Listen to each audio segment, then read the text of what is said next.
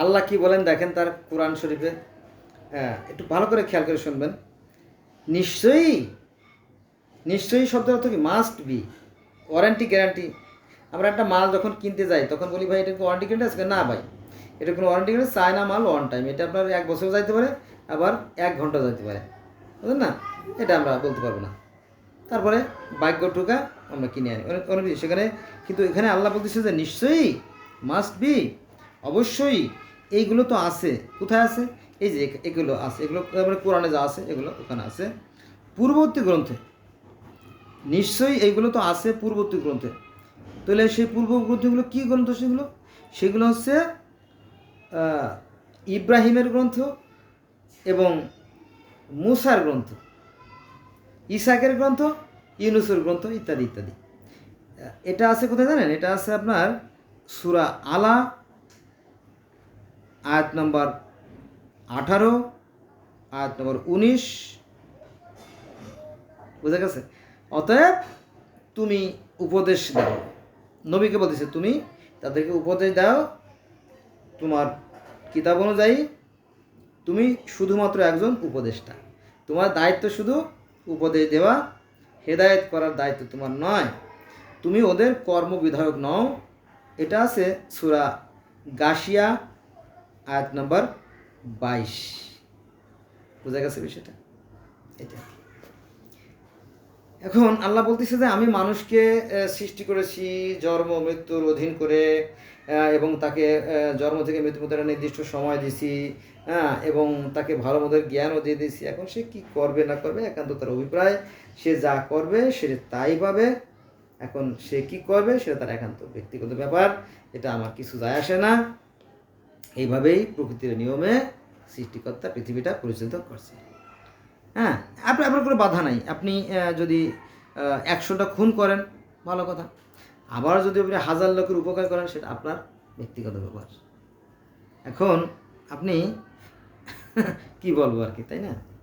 আপনি যখন 5 কেজি আটা দেন, 5 কেজি আটা, 5 কেজি চাল, 5 কেজি গম বা 50,000 টাকা যখন আপনি বিলু করেন, তখন আপনি ক্যামেরাম্যান, সাংবাদিক, এই ছবি তোল, ছবি তোল, এই ছবি তোল, ওই ছবি তুলে আপনি ছবিগুলো টানায় টানে আপনার যে বসার যে চেম্বার, যে আপনার যে সংসদ ভবন, আপনার যে কাছারি ঘর, সেখানে আপনি টানা রাখছেন যে অমুকের চাল দিচ্ছেন, অমুকের ডাল দিচ্ছেন, অমুকের তেল দিচ্ছেন, অমুকের কাপড় দিচ্ছেন, এগুলো টানা রাখছেন। কিন্তু আপনি যে লিসের মাল, আপনার ওই যে বাড়ির সামনে যে রাস্তা ছিল না, মানে ইসের থেকে, আরে খালপাড় থেকে যে আপনার স্কুল পর্যন্ত, প্রাইমারি স্কুল পর্যন্ত যে রাস্তা ছিল, রাস্তা, সেই রাস্তার আপনি যে 1 কোটি টাকা বা 50 লক্ষ টাকা মারে দিয়েছেন, সেইটা কিন্তু আপনি কেউ জানান নাই। সেটা কিন্তু আমি জানি। আপনি যে খালপাড় থেকে, তাই না, আপনি যে খালপাড় থেকে শুরু করে প্রাইমারি স্কুল পর্যন্ত যে রাস্তা, এই রাস্তা দেখাইছেন যে আপনি কাটছেন, কিন্তু আসলে কাটেন নাই। এটা আপনি ওসিডি সিএসপির টাকা দিয়েছেন 1 লাখ 3 লাখ দিয়েছেন, হয়ে গেছে, আর বাকি 40-50 লাখ নিজের পকেটে রেখে দিচ্ছেন। এই জিনিসটা কিন্তু আপনি কাউকে বলেন নাই। হ্যাঁ, কিন্তু আমি তো সেটা জেনে ফেলাইছি। তো এই সত্যগুলো একদিন প্রকাশিত হয়ে যাবে। হ্যাঁ, আর যারা বিবেকবান তারা তো বুঝতেই পারে, এই জন্য বিবেকবান যারা তারা এগুলো করে না, অন্যায় কাজগুলো করে না। আর যারা সৎকর্মশীল তাদের জন্য পৃথিবীটা খুব কষ্টকর হয়, কারণ সৎ লোক অনেক সময় না খেয়ে মারাও যায়। হ্যাঁ, একটা গল্প বলি, গল্প তো আমরা সবাই পছন্দ করি, তাই না? অনেক কথা তো বললাম কোরআনের। মনে করেন যে মাইকেল মধুসূদন দত্ত বিরাট বড় পণ্ডিত ছিল। উনি ইংল্যান্ডে গেলেন এবং ইংল্যান্ডে গিয়ে তিনি বিদেশি ভাষায় গ্রন্থ রচনা করিলেন। তাহার পরে বিদেশি নিয়ে বিবাহ করিলেন এবং তিনি মদ জুয়া নিয়ে বেশ আমোদ ফুর্তি করে জীবনটা কাটিয়ে দিতে চাচ্ছিলেন। কিন্তু হঠাৎ করে দেখা গেল যে না না, তিনি যা করছেন ভুল করছেন। তিনি একসময় বুঝতে পারলেন যখন সময় ছিল না। তখন তিনি একটা কবিতা লেখলেন, কপোতাক্ষ নদ, সতত হে নদ তুমি পড়ো মোর মনে। পড়ছেন নাকি আপনারা? মাইকেল মধুসূদন মানে যশোরের যে বৃহত্তম যশোরের সাগরদাড়ি অর্থাৎ জিগরগাছার পাশে, জিগরগাছা থানার পাশে যে সাগরদাড়ি, যে ওনার বাড়ি, কপোতাক্ষ নদীর পাশে ওনার বাড়ি। তো ওই কপোতাক্ষ নদীর পাড়ে আমিও 3-4 মাস ছিলাম। ওখানে আপনি এস বাঁকড়া, যশোরের জিগর গাছা এস বাকলা যে মাদ্রাসা, ওই মাদ্রাসা থেকে আমি কারিয়ানা কোর্স করছিলাম আপনার 90 সালে। তো আমি জানি আর কি। তো ওনার যে কবিতা মানে মাইকেল মধুসূদন দত্তের যে কবিতা, সেখানে বলা হয়েছে, সতত হে নথ তুমি পড়ো মোর মনে, সতত তোমার কথা ভাবিয়ে বিরলে।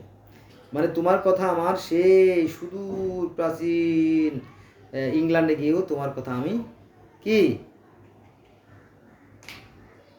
ভুলে গেছিলাম, এখন মনে পড়ছে।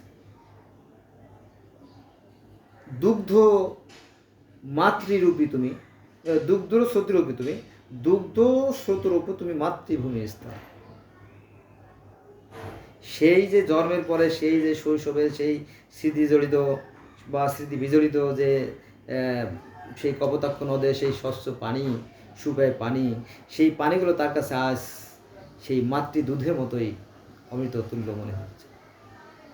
সেই নদীর পানিরও তার কাছে অমৃত তুল্য মনে হচ্ছে, কিন্তু ততক্ষণে তার সময় শেষ। তিনি অসুস্থ, তিনি রোগে ধুকে ধুকে পরে মারা গেলেন, তাই না? এরকমটা বিষয় না? তো হের কি তো লালন ফকির বোধ হয় এরকম একটা গান গাইছে, তো সময় গেলে সাধন হবে না, সময় গেলে সাধন হবে না। বুঝলা? এখন সৃষ্টিকর্তা মানুষকে ভালো মন্দের জ্ঞান দিয়েছে, তিনি নির্দোষ। আপনার যদি কোনো প্রশ্ন থেকে থাকে আপনি আপনার বিবেককে প্রশ্ন করবেন, আপনার বিবেক বলে দেবে। হ্যাঁ, আল্লাহ বলতেছে যে নিশ্চয়ই নামাজ মানুষকে অসৎ কাজ থেকে বিরত রাখে। এখন যদি আপনাকে অসৎ কাজ থেকে নামাজ বিরত রাখতে না পারে, তাহলে বুঝতে হবে আপনার নামাজ হচ্ছে না, অথবা আপনার খাদ্যে ভেজাল আছে, আপনি যা খান এগুলো অবৈধ আয়ের, অথবা আপনার বাপ অথবা আপনার দাদা যেগুলো আপনার জন্য জোগাড় করে গেছে এগুলো অবৈধ, অন্যায়, পাপের ফসল, এগুলো আপনাকে তৃপ্তি দিতে পারে না। মরার মধ্যে সুখ আছে, জানেন তো? তো একটা গল্প বলি, 8টা গল্প বলি। একবার মোড়লের অসুখ হলো, তারপরে কবিরের কাছে গেল, কবিরাজ সব দেখে শোনার পরে পরামর্শ দিল যে ওনার রোগ সারাইতে হলে সুখী মানুষের জামা লাগবে, সুখী মানুষের জামা। লোকজন খুঁজতে বের হয়ে গেল সুখী মানুষ। এক সময় অর্থাৎ যথাসময় আর কি সুখী মানুষ পাওয়া গেল, কিন্তু সেই সুখী মানুষের জামা ছিল না। 2টা গল্প কিন্তু আমি বলে ফেলাইছি বন্ধুরা, আরও বলতে পারবো না। তারপরে আরেকটা গল্প বলতেই হবে, নইলে আপনারা মাইন্ড করবেন। সেটা হচ্ছে যে দেখেন, আপনার দাদা, আপনি, আপনার বাবা, আপনার দাদা, সেই দাদা 60 বছর আগে ছাদে একটা বনসাই করেছিল। বনসাই বোঝেন? বনসাই, বনসাই অনেকে বোঝে না। বনসাই হচ্ছে আপনার ওই যে টবের ভিতরে গাছরে বনসাই করা, মানে ছোটো করে রাখা। যেমন টবের ভিতরে আপনার মনে করেন যে 30 বছর, 40 বছর, 50 বছর হয়ে গেছে, 60 বছর হয়ে গেছে, সেই টবের মধ্যে ছোট্ট জায়গার মধ্যে বট গাছ রয়ে গেছে। কিন্তু ওই একই সাথে এর যে গাছ, একই সাথের যে বট গাছ, ওই বট গাছ একটা উন্মুক্ত জায়গায় ছিল। সেই জায়গাটা প্রায় 5-7 একর জায়গায় মিলে বিশাল বট গাছ হয়েছে। আপনারা দেখছেন না যে গোপালগঞ্জের কাশিয়ানী থানার হিরণ্যকান্দি যে গ্রাম, সেখানে শতবর্ষী একটা বট গাছ আছে, বিশাল বিস্তৃত ব্যাপক জায়গা জুড়ে একটা বট গাছ আছে, আপনারা জানেন তাই না? অনেক পর্যটক সেখানে দেখতে যায়।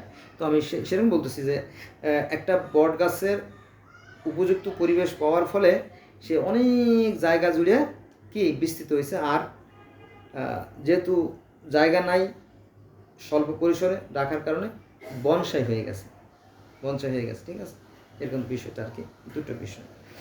এখন একটা জিনিসকে বনসাই করেও রাখা যায়, আবার উন্মুক্ত করে ছেড়ে দেওয়া যায়। সৃষ্টিকর্তা মানুষকে ভালো মন্দের জ্ঞান দিয়ে দিয়েছে, এখন আপনি সেই জ্ঞানটাকে কাজে লাগাবেন, সে কারবেন না, সেটা আপনার ওই বংশের মতোই। বুঝে গেছে বিষয়টা? আপনি যা অর্জন করবেন তা আপনার জন্যই থাকবে। আল্লাহ পাক অনবিচারী নন, তিনি খুব সূক্ষ্ম বিচারক। আজকে এই পর্যন্ত, সবাই ভালো থাকবেন, আল্লাহ হাফেজ।